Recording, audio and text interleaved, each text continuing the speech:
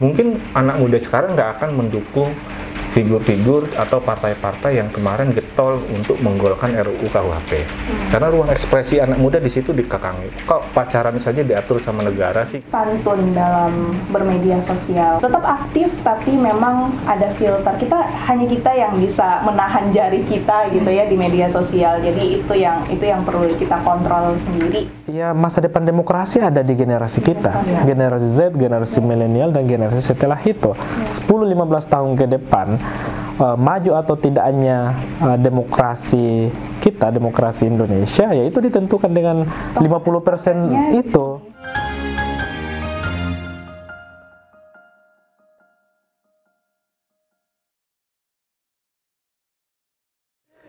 Mbak Mira, Mbak, apa saran untuk teman-teman kaum muda yang menyaksikan channel kita sebagai bentuk partisipasi nyata untuk meningkatkan nilai demokrasi di Indonesia itu apa sih sebenarnya yang harus kita lakukan yang paling konkret gitu? Jangan saling bersikut-sikutan di dunia maya. Jadi menyerang dengan alasan yang logis gitu ya, ada bukti secara bukan bukti, maksudnya kita tahu bahwa mungkin let's say ada satu kelompok misalnya politik yang sedang menggaungkan suatu gagasan yang menurut orang lain atau kelompok lain kok sepertinya tidak seperti itu ya. Tapi harus ada landasannya dong. Kalau misalnya kita bikin kajian tuh ada literatur reviewnya gitu lah, ada risetnya gitu. Kenapa kok sampai kita bisa bilang enggak itu nggak bagus? Apa alasannya? Nah sekarang masalahnya adalah di media sosial karena kita kebablasan itu tadi, jadinya yang terbentuk adalah opini gitu, opini yang akhirnya saling menggiring satu sama lain dan akhirnya terbentuklah kelompok yang haters A sama haters B saling sikut-sikutan dan itu yang akhirnya menjadi nggak sehat gitu. Nah apa yang harusnya kita lakukan sebagai kaum muda gitu ya di media sosial? Ayo kita kalau memang kita tidak setuju atas pandangan, gagasan, ide apapun dari mau itu secara politik ataupun bukan ya, itu kita sampaikan dengan baik gitu ya, dengan pemilihan kata yang nggak usah lah saling menyakiti gitu ya. Ini juga pemilihan diksinya juga aduh kok gitu banget ya. Harus kita juga harus punya landasan dong. Maksudnya ngomong kayak gitu tuh alasannya apa? Landasan berpikir kita tuh apa gitu. Jadi yang tercipta, kita tentu mengharapkan yang tercipta adalah diskusi jadinya. Malah harusnya dari situ kita bisa lihat point of view orang-orang yang lain ya. Jadi seru gitu. Oh iya ya, seharusnya seperti ini, seharusnya seperti itu. Atau mungkin akan ada perbedaan pandangan nih, misalnya dari teman-teman yang dari masyarakat Jawa misalnya sama yang di luar Jawa. Ini kan kelihatan banget nih Indonesia bagian Barat sama Indonesia bagian Timur itu mindsetnya aja pasti beda gitu. Kalau masyarakat NTB gimana? Apanya? Masyarakat NTB gimana? Mindsetnya? Iya. Suka balapan ya. Di Mandalika aman. Iya, semuanya apa ya sejauh ini sih dari sejauh mata memandang ya di media sosial kita masih aman itu dalam artian masih banyak pendukung atau masih santun gitu loh.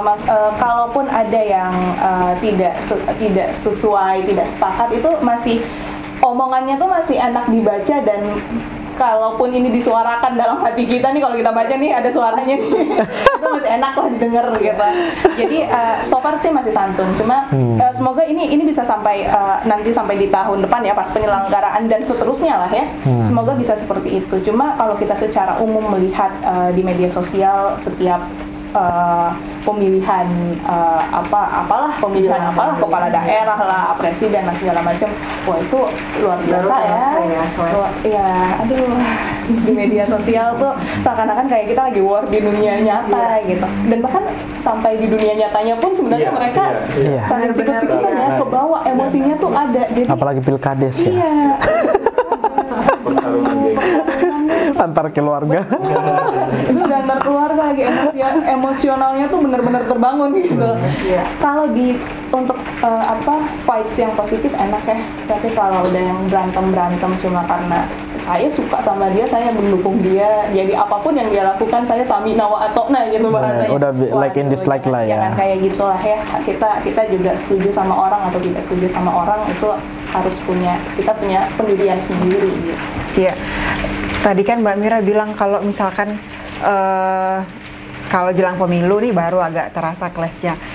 Gimana sih Bang biar masyarakat tuh, kan ada juga nih yang nggak paham bahwa ada konsekuensi secara hukum loh kalau misalkan saya ini bicara di media sosial, misalkan melanggar hukum akan terkena pasal tertentu, karena kita kan bukan demokrasi tadi yang tidak punya landasan, tapi misalkan dia juga paham bahwa demokrasi kita itu berdasarkan hukum begitu, demokrasi yang rule of law. Abang melihatnya apakah punya saran nggak untuk pemerintah? Kadang-kadang kan masyarakatnya juga nggak sadar bahwa ini bisa kena pasal tertentu gitu. Saya bicara ini bisa kena pasal tertentu dan bisa masuk penjara. Saya bicara kayak tadi kira-kira kena pasal nggak? Aduh, semoga Karena kalau ada yang lapor. Oh, iya. Semoga cuma di take down aja.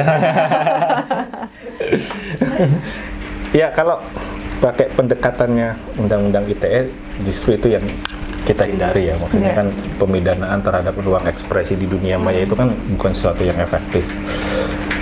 Berarti Abang kurang setuju dengan undang-undang tersebut? Ya personal ya, maksudnya kan pendekatan pidana itu nggak terlalu efektif untuk kemudian memenjarakan orang kan, karena ruang ekspresi gini.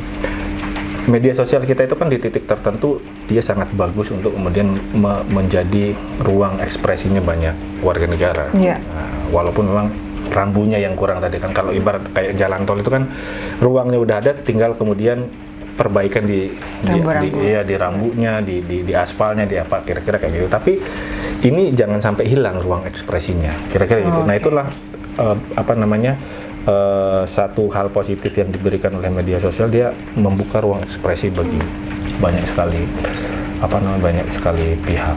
Nah, cuman kan begini ya, kalau kita bicaranya misalnya anak muda, terus kemudian kita bicaranya peran politik anak muda di pemilu 2024 di tengah polarisasi yang kira-kira akan sangat menguat. Nah, saya percaya itu difabrikasi oleh pihak tertentu dan mungkin peserta pemilu, tapi Mbak Mira enggak kayaknya ya. Semoga enggak.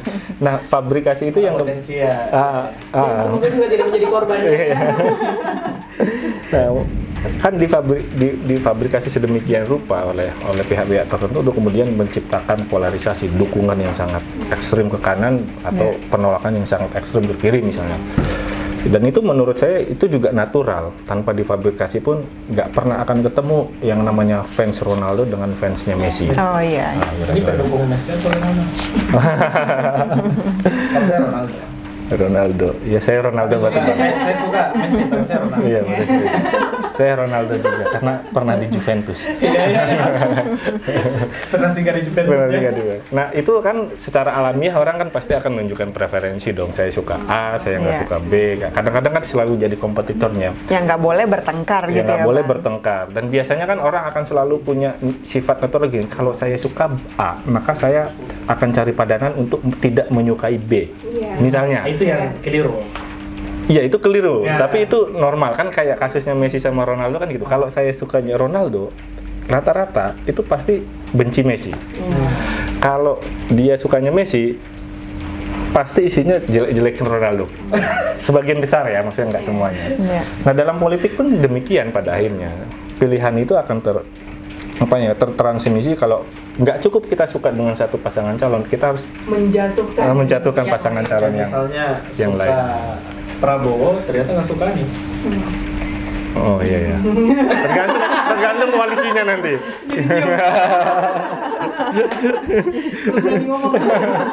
Bergantung koalisinya. Nah tapi begini, kan beberapa hal positif yang kemudian juga harus kita sampaikan ke teman-teman di luar sana, bahwa survei terakhirnya misalnya lembaga-lembaga survei ya, kayak Algoritma itu kan dia rilis survei 2023. kira-kira 48% ya kalau nggak salah. Alasan memilih itu karena program kerja. Itu data survei.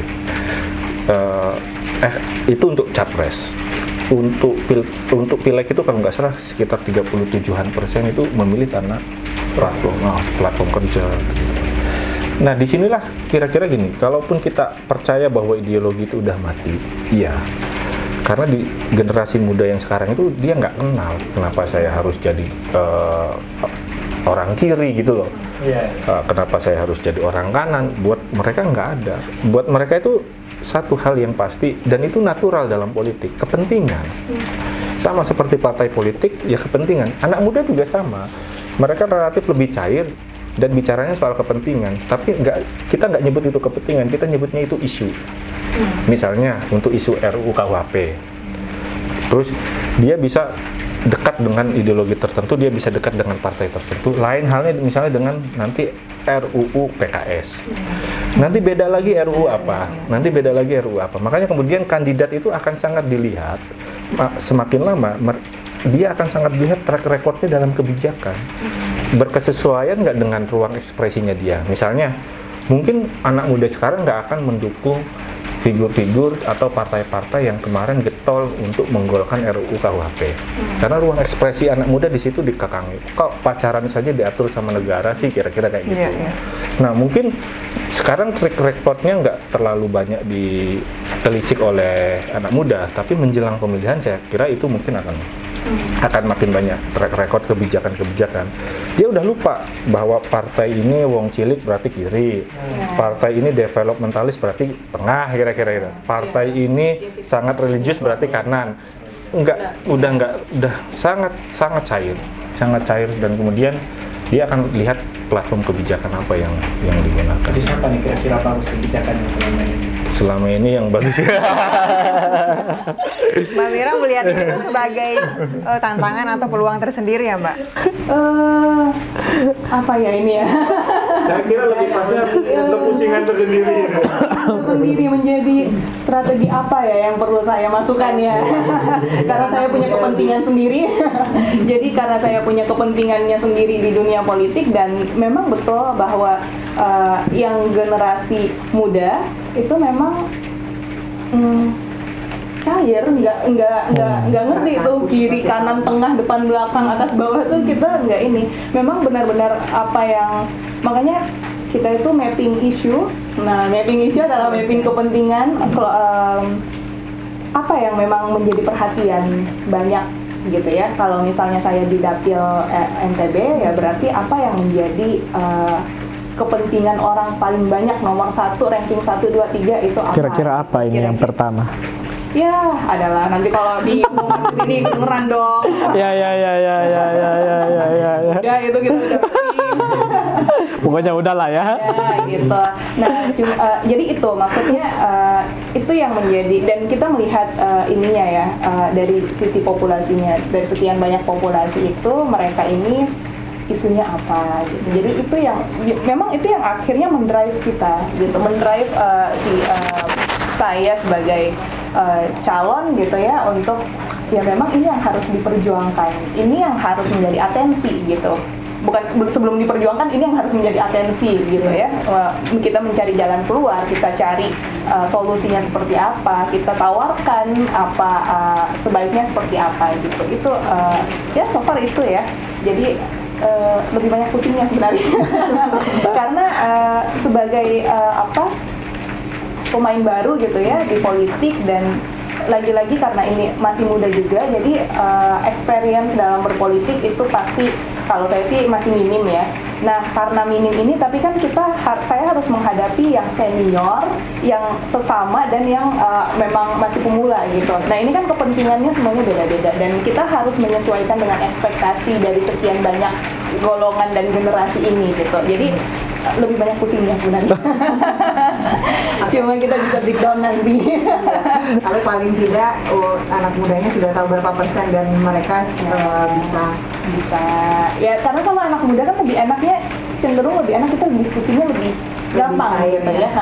Jadi dan anak muda juga sekarang lebih gampang untuk berkomunikasi gitu. Kok kita ini pengennya ini dan itu gitu. Jadi lebih clear aja gitu. Ya, untuk yang lain-lain biarkan jadi rahasia dapur. Ya. Oke, satu lagi terkait pers di Indonesia saat ini. Kalau misalkan kita bicara digitalisasi, tentu medsos sangat mendominasi. Tapi kan pilar yang juga penting itu pers yang dimaksud ini pemberitaan dan semacamnya, bukan maksud saya dunia jurnalisme begitu Bang. Abang melihatnya sejauh ini masih bisa pengaruhnya nggak? Buat saya pers atau sebenarnya orang cenderung melihat dunia media sosial saja dalam konteks demokrasi saat ini. Ya pasti dominasi media sosial luar biasa. Ya, maksudnya kan semua sekarang di-drive oleh media sosial. Media sosial jadi tools yang paling efektif untuk kita sirkulasikan isu, diskursus dan lain sebagainya. Nah, pers sendiri kan tantangannya akhirnya di situ kan. Persnya makin kehilangan kekuatan di ruang publik untuk orang jadi malas baca media yang begitu Bang. Begitu, makanya kemudian sebenarnya tantangan yang paling besar untuk di kita itu kan gini sebenarnya. Pers itu mungkin jadi sumber konfirmasi ya.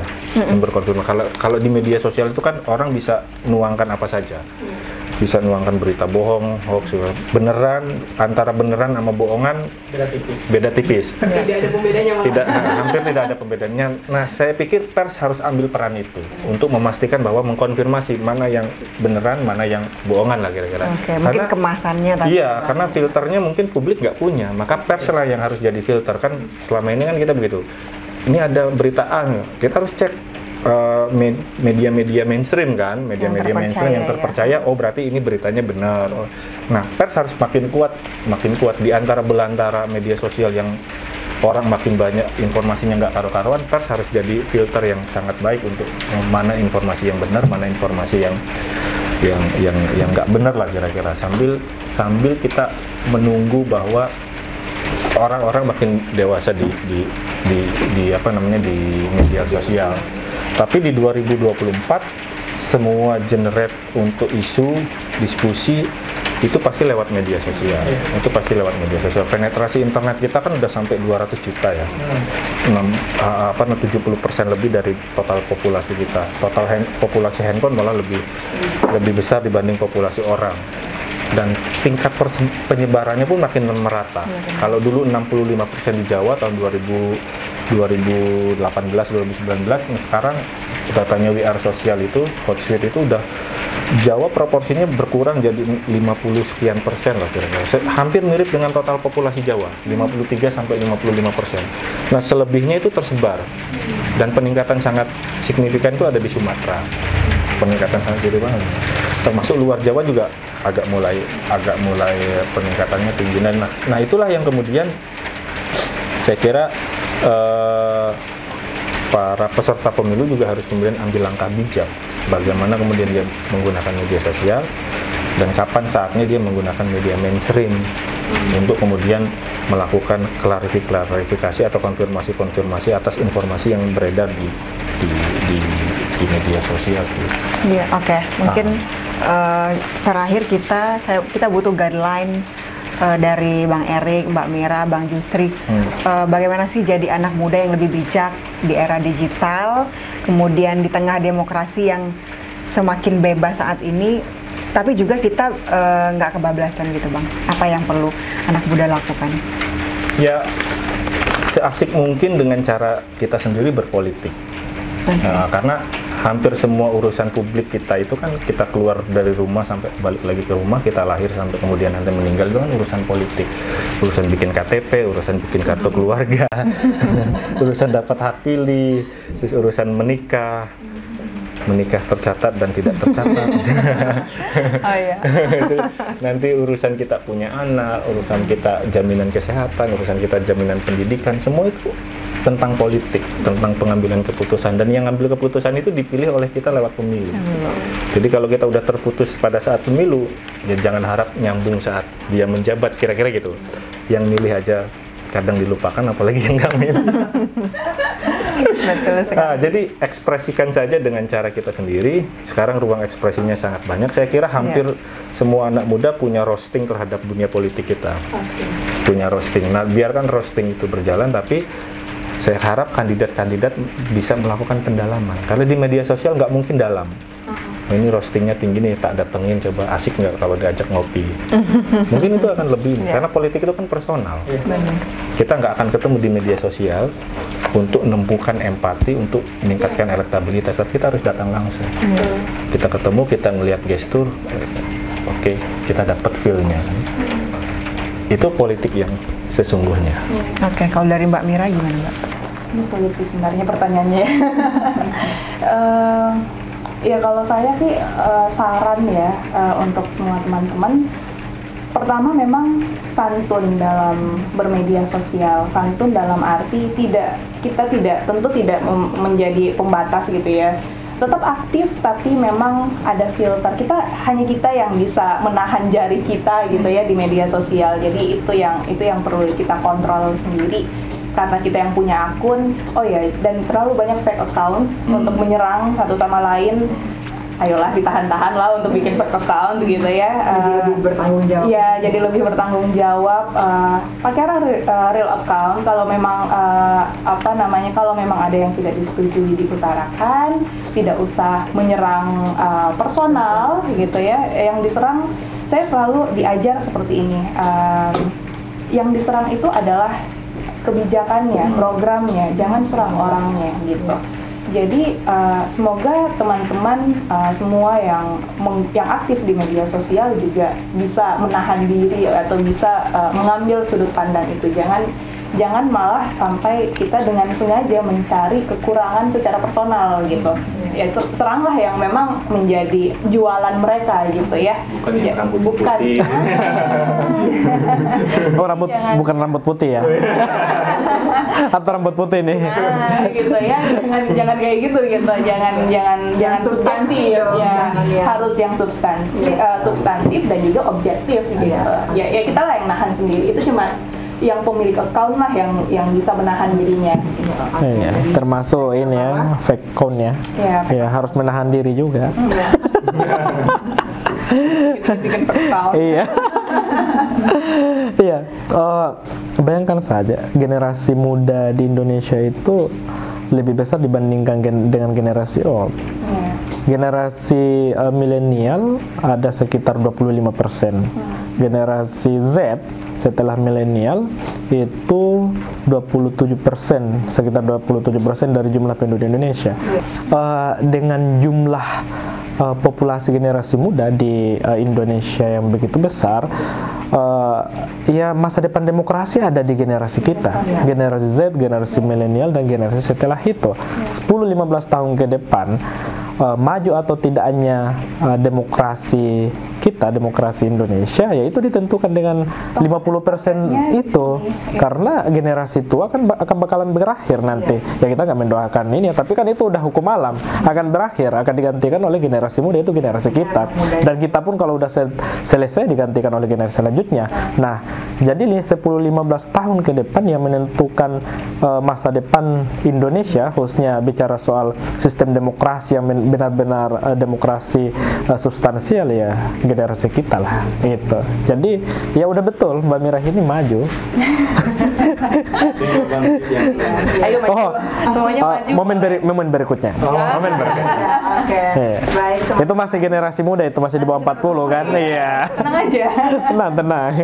Menarik sekali obrolan kita malam hari ini terkait demokrasi dan kaum muda. Terima kasih banyak kepada Mbak Mira. Semoga proses politik menjadi anggota DPD berjalan lancar.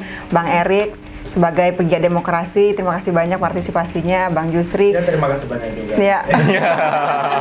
Mudah-mudahan obrolan kita bisa bermanfaat dan turut menambah wawasan baru teman-teman yang menonton Parwa Channel. Demikian untuk diskusi malam hari ini. Ya, demikian. Terima kasih. Sampai jumpa. Assalamualaikum warahmatullahi wabarakatuh. Waalaikumsalam warahmatullahi wabarakatuh.